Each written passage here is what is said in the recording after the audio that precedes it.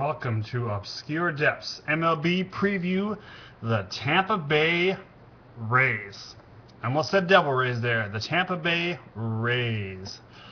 Well, let's look at Tampa, picking them third to finish in the East, AL East. This team has kind of become a Billy Ball type of team lately, where they're really finding weird veterans to kind of fill holes, but veterans who are effective in certain areas. I'll start with the outfield. Got Ben Zobrist, Will Myers, maybe in a little platoon in right field. Probably see a little Matt Joyce over there. Also got Matt Joyce in left and Sam Folds. You know, all those guys. We know what Zobrist brings to the table. He's a guy that can play just about anywhere. Will Myers is young. I think he's gonna, bring some power, but he's not gonna hit for 300 certainly this year. I could be surprised when he could be Rookie of the Year. I wouldn't put it past him. I just think he's gonna have a little bit of a learning curve, especially in a tough division like that. Zobrist obviously has power, and he can steal your bag too. Matt Joyce also has power. I look for him to improve on that batting average and maybe hit 20 home runs. Sam Fold, we kind of fell in love with him a few years ago. Now he's kind of trickled back down to reality. He's going to be a contributing factor. They also have Shelley Duncan in the fold, and he'll maybe play a little outfield, maybe play a little first base. Probably not do a whole lot besides that. And then the man in the middle, B.J. Upton, is gone. This is now Desmond Jennings' team. He struggled a little bit last year with a 246 batting average, but you know what? BJ hit about that too, so I look for him to improve on that batting average this year. Maybe hit 15 to 20 home runs instead of the 13 he hit last year. Maybe even steal 40 bags. He stole 31 last year, so we know he has the potential to do that. Really love this kid. I'm not sure where they're going to slate him in the lineup. I think he might be best served for a leadoff. He's not quite Ricky Henderson, but he's going to be the centerpiece of this franchise for years to come. Evan Longoria at third. He's not getting any younger, so this is going to be Desmond Jennings' team going forward, at least in my opinion. At shortstop, we got Yoenis Escobar. Escobar's serviceable shortstop, nothing special there, except he's kind of can't stick with the team for some reason. They got Kelly Johnson, Ryan Roberts, platoon at second. Roberts is a guy that can play backup Longoria at third, play a little outfield if you need him to, and he's probably going to definitely see some time at second this year. A little bit of power, a little bit of speed, not a whole lot of batting average. He can drive in a run every now and then.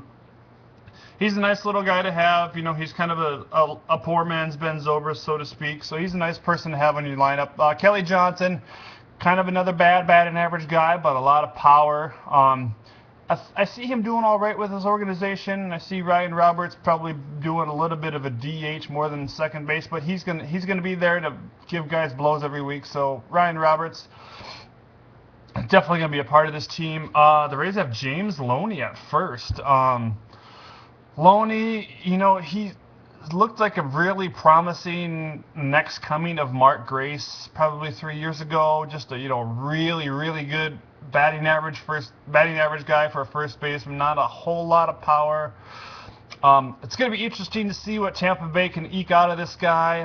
I like to see better things than the 249 batting average and the 6 home runs from last year. He's not a guy that's going to hit 30 home runs. He's not going to hit 20.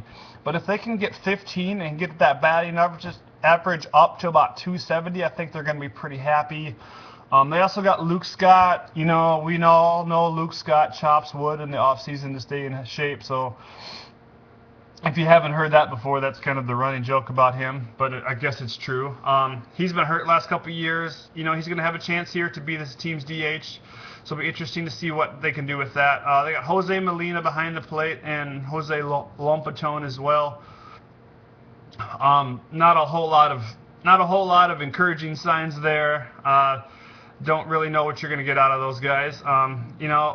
Molina is certainly a great defensive catcher, and if he can keep your pitching rotation in check, I guess they're going to be happy with that. Obviously, we got David Price at the top of that rotation, 20 winner a year ago. Unbelievable 2.56 ERA, 205 Ks. This guy's lightning, man. I love him. I think he's could potentially get better, which is scary and maybe too pricey for the Rays. I don't know if they would ever consider trading him in season, but if they're really out of it, they might pull. I wouldn't put anything past these Rays. So, but I love David Price. Obviously, what you're going to get out of him. He's a quality pitcher and just going to get better from there. Jeremy Hellickson at the number 2 spot in this rotation. Hellickson's a young kid, had his struggles last year, but I think he's going to be better. He's going to surprise some people this year with how good he can actually be. Matt Moore, another guy who kind of had his lumps last year, but still kept up with that K per inning ratio. So I really like for him to be better as well. They just have some really good young pitchers. I know that's nothing new for this Tampa Bay team, but these kids are exciting. I'm excited to watch them. Jeff Neiman had his injury troubles last year. Still a very serviceable 4 spot. There's a lot of teams that would love to have this guy as their number 4 starter. I think he's going to come in and give them some quality innings. He should be ready for spring training. So he does have a shoulder problem, which is always an issue for pitchers. Got to be nervous about that, but I think he's going to be all right. They got Alex Cobb and Chris Archer kind of battling for that 5th spot. Both these kids are young, exciting kids.